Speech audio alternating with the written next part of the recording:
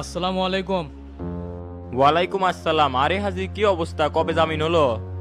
গতকাল জামিন হয়েছে লিডার, ভাবলাম যে আপনার সাথে সৌজন্য সাক্ষাৎ করে আসি। খুব ভালো, তে বসেক। আচ্ছা, বসতেছি। রাজনীতি করলে জেল জুলুম হবেই, কিন্তু এলে ধরে থাকলে চলবি না। দলীয় কার্যক্রম শুরু করে দে, পুরান ঢাকার পরিস্থিতি কিন্তু খুবই গরম। আচ্ছা লিডার, আমার কি দোষ ছিল? দলের জন্য কি করি নাই কন্ত? সরকার তো আইনের বিপক্ষে যেতে পারে না। পুরান ঢাকায় ত্রাসের রাজত্ব কায়েম করছে অসংখ্য। মানুষের জমি বাড়ি দোকানপাট দখল করছে, এলে কি অপরাধ না? এগুলোর কিন্তু অতটা ভিত্তি নাই, সবই ছিল আমার বিরুদ্ধে ষড়যন্ত্র। দলের শীর্ষ সন্ত্রাসী গডফাদারকে জায়গা দিয়েছেন, যার কারণে আমার ত্যাগগুলো আর চোখে পড়ে না। যারা দলের জন্য সারা জীবন পরিশ্রম করে গেছে তারাই এখন হয়ে গেছে বিতাড়িত। দেখ হাজি, দেশের বর্তমান পরিস্থিতি নিয়ে এমনি চাপের মধ্যে আছি, তার মধ্যে বৈদেশিক চাপ তো আছে। এখন আর উল্লা পেশাল তুলবার চাচ্ছি না। আপনি কমুনা তো কাক কমু কন, দলের অভিভাবক আপনি, জনতা পার্টির ধারক বাহক। সেটাই যদি তোরা মানলুনি, তাহলে দলের মধ্যে এত বিশৃঙ্খলা হতো না। তোদের মুখে এক অন্তরে আরেক। পুরান ঢাকায় সরকারের নাম ভেঙেছে, হকামগুলো করছু, সেগুলো অস্বীকার করে ষড়যন্ত্র হিসেবে চালিয়ে দিতে পারবো না। আমি জনতা পার্টির প্রেসিডেন্ট হাজি, কে কি করে সেটা আমি ভালো করেই জানি। তাই এখনো সময় আছে, ভালো হয়ে যা। আমি এখন উঠমু, কিছু আর কবু? বলার তো অনেক কিছুই ছিল, কিন্তু যা ভাবে আসছিলাম তা না। আমার দীর্ঘ রাজনৈতিক ক্যারিয়ারে একটা জিনিসই শিখছি, সেটা হলে মানুষ চেনা। আমার উপর দিয়ে যে পানিশমেন্টগুলো গেছে সেটা আমি জীবনেও ভুলবো না। আমি একজন ক্যাডার পলিটিশিয়ান, সেটা আপনি ভালো করেই জানেন। দীর্ঘ 8-10 বছর এই দলে অনেক সমস্যা হয়েছে, কিন্তু পুরান ঢাকায় কোনোদিন কাউকে মাঠে নামতে দেই নাই। যাই হোক প্রেসিডেন্ট, জেলে থাকা অবস্থায় আমি আপনার কাছ থেকে সহযোগিতা আশা করছিলাম, কিন্তু পাই নাই। যারা সহযোগিতা পাওয়ার যোগ্য ন্যায়ের সাথে থাকে তাদের আমি ঠিকই সহযোগিতা করি, কিন্তু আমার দলের লোক হয়ে অন্যায় করবি তাকে তো আমি প্রশ্রয় দিব না। পরিবেশ পরিস্থিতির উপর অনেক সময় আশ্রয় দেওয়া লাগে। উঠলাম, আসসালামু আলাইকুম। আচ্ছা যা, ওয়ালাইকুম আসসালাম।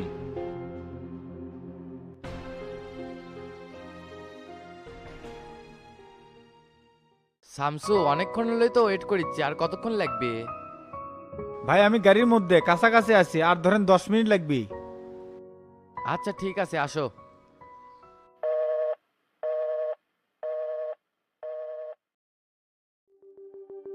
হাবিব ভাই, সবাই কি আসছে? সব ইউনিট থেকেই ছেলেবেলে আসছে, কিন্তু তো তার শফিক নাই, আর অগরে ছেলেবেলেরও খোঁজ নাই।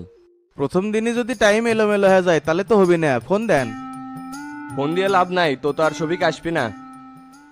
কে আসবি না কে? দলের এই দুঃসময়ে সবাইকে অ্যাক্টিভ থাকতে হবে। কালকে যখন মিছিলের কথা বললাম তখন তোতা করছে যে আমি আর শফিক চাচা তো ঢাকায় যাবো চোখে চিকিৎসা করার জন্য। চিকিৎসা করার আর সময় পেল না, এত তারা বেজে গেছে, 1 মাস পর করলে হলো না নিয়ে। যখনই দলের প্রয়োজন হয় তখনই আর তাল বাহানা শুরু হয়ে যায়, এবার তো আর ছাড় দেওয়া যাবে না। দেখো কি করলে ভালো হয়, আমি বললে তো আবার বেশি বেশি হয়ে যায়। দলের একজন জুনিয়র ছেলে, তাক দিছে জেলার দায়িত্ব, একটা কাজও ঠিক মতো করতে পারে না। আমার তো মনে হয় বিরোধী দলের সাথে ওর লেজু আছে, সেই জন্য চোখের বাহানা দিয়ে বগুড়া ছাড়ছে।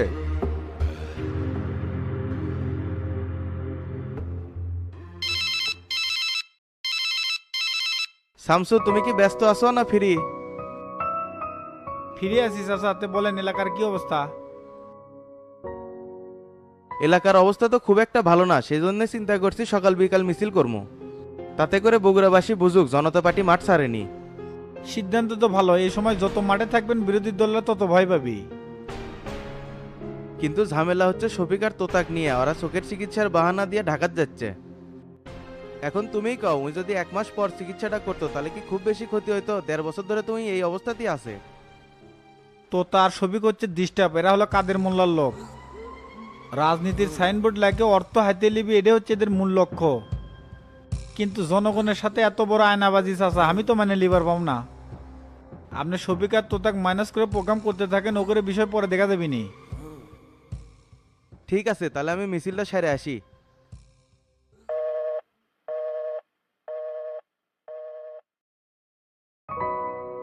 হাবিব ভাই, তাহলে আপনি ছেলেপেলে সবাক নিয়ে এসে দাঁড়ান, আমি আসতেছি। আর প্যানাকি বানানো হয়েছে? হ হ, মুকুলেক তো ওই দায়িত্ব দিয়েছিলাম, নিয়ে আসছে। তো তাড়াতাড়ি ওঠো, সময় ওভার করা যাবে না, যে কয়েকজন আসছে অগরে নিয়ে সাড়ে আসি। আচ্ছা চলেন, আগে মিছিলটা সেরে আসি, তারপর তো তার বিষয়টা দেখিচ্ছি।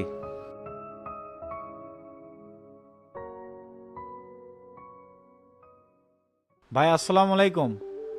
ওয়ালাইকুম আসসালাম, হ্যাঁ বসো। আচ্ছা বসতেছি। শুনছো নাকি হাজি সিদ্দিক তো জামিন পেয়ে গেছে? জামিন পাওয়াটাই স্বাভাবিক, প্রেসিডেন্ট যেহেতু মোল্লার কথা শুনিচ্ছে এখন ওই যা কবি তাই হবি। রাজনৈতিক ফায়দা লওয়ার জন্যই তো হাজি সিদ্দিকে এত তাড়াতাড়ি বের করা হলো। তে ভাই এত আর্জেন্ট ডাকলেন কি জন্য সেটা বলেন। দেখো শামসু, তুমি দূরে থাকাতে আমাদের অনেক সমস্যা হচ্ছে, কারণ প্রেসিডেন্টের পর তো তোমাকে আমরা বেশি ভরসা করি। আমি তো সব কার্যক্রম ঠিক মতোই চালাচ্ছি, খালি প্রেসিডেন্টের কাছ থেকে একটু দূরে আছি। তোমার দূরে থাকা যাবি না তো, এতে মোল্লারা সুযোগ নিবি আর প্রেসিডেন্টের ক্ষতি হবি। আমি প্রেসিডেন্টকে সরাসরি বলছি শামসু না থাকলে আপনি এই চেয়ার ধরে রাখতে পারবেন না। আমি আপনি যা বুঝি প্রেসিডেন্ট এর থেকে আলাদা বোঝে। এই যে লাল বাদশার কথা বললাম, কোনো পদক্ষেপ দেখছেন? ওই একজন শীর্ষ সন্ত্রাসী, এমনি এমনি কি দেশে ঢুকছে? আমরা সবাই মিলে না হয় আরেকবার প্রেসিডেন্টকে বোঝাই। না ভাই, অনেক হসে আর না। আমার কিন্তু অনেক কাজ ছিল, সবকিছু বাদ দিয়ে প্রেসিডেন্টের সাথেই থাকতাম, কিন্তু যেখানে আমার মূল্য নাই সেখানে শামসু থাকে না। আমি মানুষ ছোট হতে পারি, কিন্তু কোথা যা বলি সব রাইট, যদি কেউ মানে তার ক্ষতি হবি না। কে সেলিম ভাই, আমি প্রেসিডেন্টকে বলিনি যে কাদের মোল্লাকে অ্যাড করলে আপনার দিন দিন পরিস্থিতি খারাপ হয়ে যাবে? হ্যাঁ এটা তুমি বলছো, কিন্তু তার মনের ভেতরে যে কি চলিচ্ছে তা তো আমরা বাইরে থেকে বুঝতে পারি না। যাই হোক, অনেক কথাই হলো, তোমার এত দূরে দূরে থাকা যাবে না, চলো প্রেসিডেন্টের সাথে বসতে হবে। সরি ভাই, এটা সম্ভব না। আমি আরো চিন্তা করছি গ্রামে যাই কয়েকদিন থেকে আসবো, কেমন যেন উপর পাবো লাগিচ্ছে। কি করছো তুমি? এরকম একটা গরম পরিবেশ রাখে এলাকার ঢোকা তোমার ঠিক হবে না। ঠিক ভুল পরে দেখতেছি, এখন একটু আমার মতন করে চলতে যাচ্ছি। তাহলে সেলিম ভাই উঠলাম, আমার একটু কাজ আছে। আচ্ছা যাও।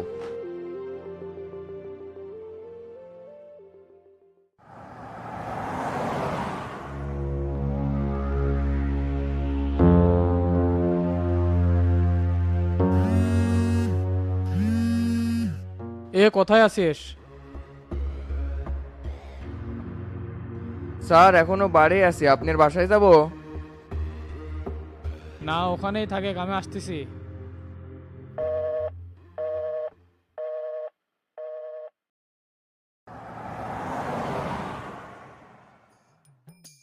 চাচা, পরে কি আপনার ভাইয়ের সাথে কথাবার্তা করছেন? অপারেশন কবে করবি? তোর চোখ টোক পরীক্ষাই করলো না, দেখলই না, আগে অপারেশনের কথা করছু, আগে যাইবে। ভাইরার সাথে কথা হচ্ছে, আজকে রাতেই তোর সাথে বসবিনি। কতদিন পরে এই চোখ দিয়ে দেখে পারবো, ভাবেই খুব খুশি খুশি লাগিচ্ছে। চোখটা কতদিন ধরে খাম হয়ে আছে, ঠিক হলে চশমার পড়া লাগবে না। হবেই নিবে, চিন্তা করিস না, ভাইরা ভালো ডাক্তার। তে চ, সেই খিদে লাগছে না, খাওয়া দাওয়া করি। শেরপুর থেকে ফুড ব্রিজ আসতে আপনার খিদে লেগে গেল, বাড়িতে কিছু খেয়ে আসেন নাই নাকি? তুই যে পারাপারি করলু, খাওয়ার তো টাইমই পাইনি। আচ্ছা চলেন, কি আর করার, খেয়ে নিই।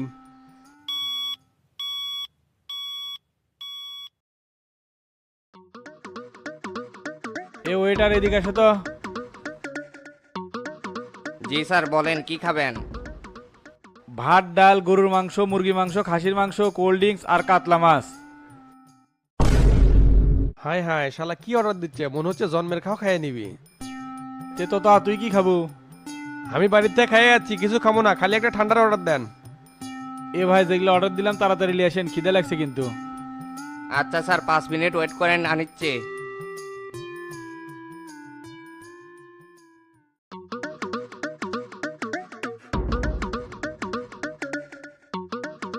সেইভাবে খাচ্ছে রে, মনে হচ্ছে 3 দিন ধরে না খেয়ে আছে। আমার সাথে আছে তো, সুযোগ পেয়ে খসাচ্ছে, সমস্যা নাই, একদিন আমিও খসামনি। সেই খাওয়া খেলাম, খাবারগুলো খুব টেস্ট আছিল। খাবেননি তো, টেকা তো আপনার দেওয়া লাগিচ্ছে না, তে আর কি খাবেন কন?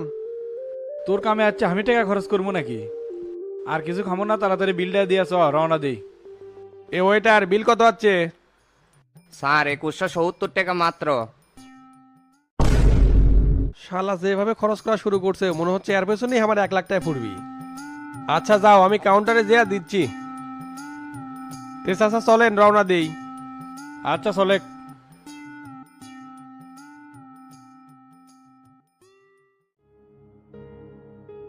স্যার আসসালামু আলাইকুম।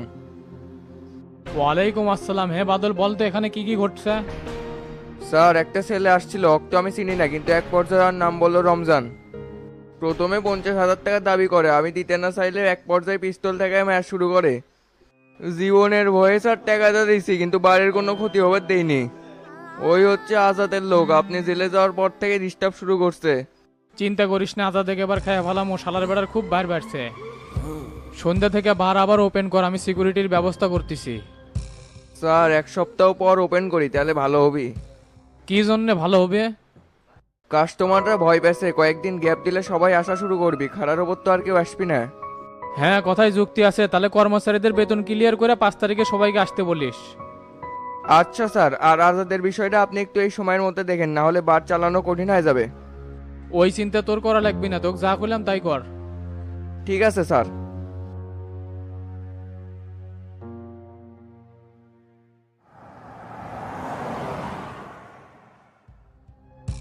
মাদারি এই হাজি সিদ্দিকের ব্যবসাত হাত ধর পরিণাম যে কি ভয়ানক হয় সেটা তো ঘাড়ে হারে বুঝামো। এ বাবলু, কন দুলো ভাই? রাঙ্গাক ফোন দিয়ে আমার আস্তানাত আসবার ক। আচ্ছা, করছি।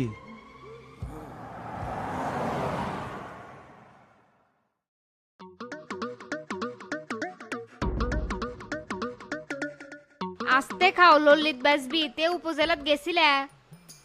এ হে, যাওয়ার কথা তো মনে নাই, পরে এক সময় যামুনি। মাস্টার চাচা একটা লাইন বের করে দিছে, ওটা যদি ঠিক মতো ধরে না আর একবার পাও তাহলে ঋণ শোধ করবো কি দিয়ে? এ তো ফসর ফসর করিস না তো, 2 দিন হলে পয়েন্টে যাচ্ছি না, রাত জেগে পারছি না, তাও কাম করেছি, এলি চোখে পড়ে না। তে এখন করবে না তো কখন করবে? যখন বুড়ো হয়ে যাবে তখন আর কাম করে পারবে? দিনে তুমি একটু ঘুমাবা, বাকি কাজ আমি সামলামু।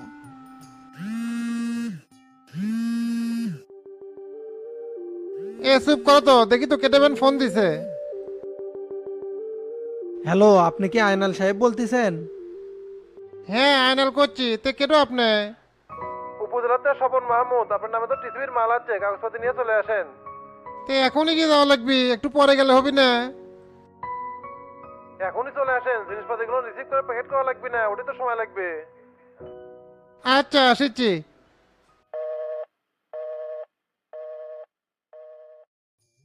কে ফোন দিছিল?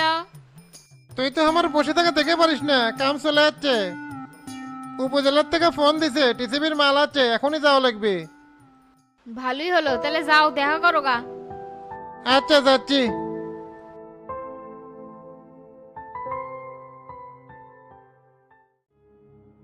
চেয়ারম্যান সাহেব, যাকে টিবল দিছিলাম তার যে একটা লিস্ট দিছিলাম, ওটা কি চেক করছেন? হ্যাঁ, সবকিছু ঠিকই আছে, কিন্তু মকবুল চাচা আবার দিছু কে? ওই তো আর আগেও টিউবওয়েল পাচ্ছিল। আগেরটা নষ্ট হয়ে গেছে, আর এটা তো বাড়ির আঙিনায়, পাড়াপড়শি সবাই পানি নিয়ে পারবে। শোনেন, এই ডন কোনো 2 নাম্বারই কাম করবি না, যে দায়িত্ব দিচ্ছেন সেটা ঠিক মতোই পালন করবে। হোসে নিজের নামে অত ছাপাই গাওয়া লাগবে না, তুই যে কি জিনিস সেটা ভালো করেই জানি। ভাই, কাবিখার প্রজেক্ট কবে আসবি? দক্ষিণ পাড়ার রাস্তাটা তো সেই বেহাল দশা হয়ে আছে, ওই পাড়ার মধ্যে তো ঢোকাই যায় না, গেলেই লোকজন ধরে কাম কবে শুরু হবে? সামনের মাসের প্রথম সপ্তাহে আসার কথা, তুই চিন্তা করিস না, আসলে ওই রাস্তার কাম পাস করে যেমনি। যাক, প্রজেক্টটা আসলে এর থেকে কিছু ধান্দা করা যাবে। চেয়ারম্যান সাহেব, আমার ওটা কয়েকটা বয়স্ক লোক আছে, ভালো আমি বড় কাট করে দেয় নাই, তারা তো আমাকে এসে ধরছে। তার মধ্যে আমি একজন জনপ্রতিনিধি, এলি বয়স্ক মানুষের দুঃখ কষ্ট দেখলে সহ্য হয়? ওই প্রজেক্ট আসা লাগবে না, না আসলে কিরম করে দিব? আগেই ওকে আশাতে রাখিস না, কয়টা ব্যান কার্ড আসবি তার কোনো ঠিক ঠিকানা নাই। তারপরে আপনি মাথায় দিলাম, আপনি একটু বিবেচনা করেন। আচ্ছা, দেখমুনি, তাহলে তুই যা, আমার এনে কাজ আছে। ঠিক আছে, গেলাম তাহলে। আসসালামু আলাইকুম। ওয়ালাইকুম আসসালাম।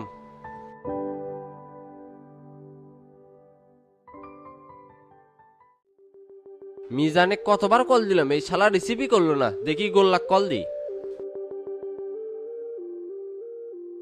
হ্যাঁ ভাই, কন। কে রে, তুই কুটি রে? মিজানে কল দিচ্ছ, তুই তোমার কল রিসিভ করে না। ফোন তো আমিও দিচ্ছি, কিন্তু ওর ফোন তো বন্ধ দেখাচ্ছে। ওই তো আমাকে 15-20 মিনিট আগে ফোন দিয়ে বড়তলা আর দিক বের করলো, দেলর নাকি আছে, ওটাই যাচ্ছি। আগে যা দেখি কি হচ্ছে, তারপর আপনাকে সব জানামুনি। আচ্ছা ঠিক আছে, জানাস তাহলে, রাখলাম।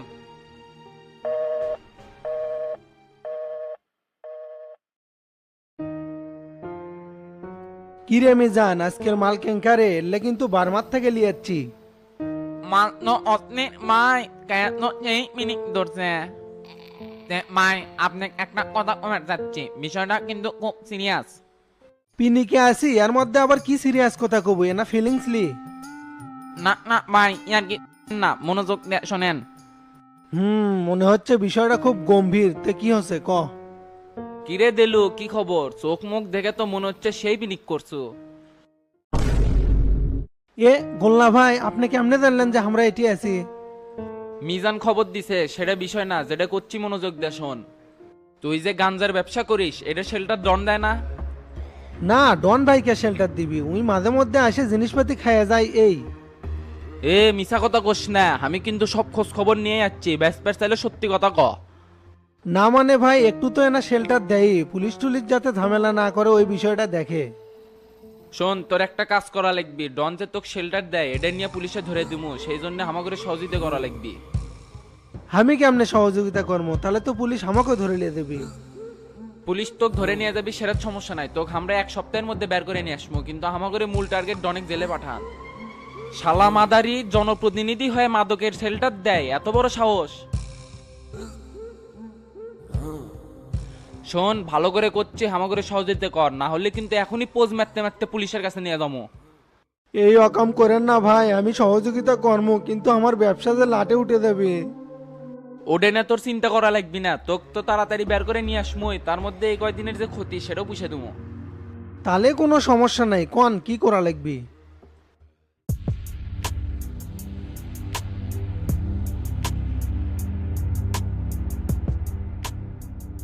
আমি সব বুঝে গেছি ভাই, তাহলে কোন প্ল্যানটা কবে সাকসেস করবেন? কালকে ডন বাইক ডেকে নিয়ে আসবে, আমিও থাকবো ওটি, কিন্তু ওল্লা ভাই পরে পুলিশে নিয়ে আসবি। আচ্ছা ঠিক আছে, সমস্যা নাই, আমি ডাকলেই ডন ভাই চলে আসবিনি। কিন্তু গোল্লা ভাই, আমি যদি জেলে থাকি আমার পরিবার কিন্তু না খেয়ে মরবি, এই বিষয়টা একটু দেখেন। আরে পাগলা, তোকে কলাম না 1 সপ্তাহের মধ্যে তোকে বের করে নিয়ে আসবো, আর ওই কয়দিনের ক্ষতিপূরণও তো দিবার চাচ্ছি। যা যা করলাম ঠিকঠাক মতো করিস, 2 নাম্বারই করলে কিন্তু খবর আছে, থাক গেলাম। এ মিজান চ, টেরা ভাই ফোন দিছিল, ওটি যা লাগবি। আচ্ছা ভাই চলেন।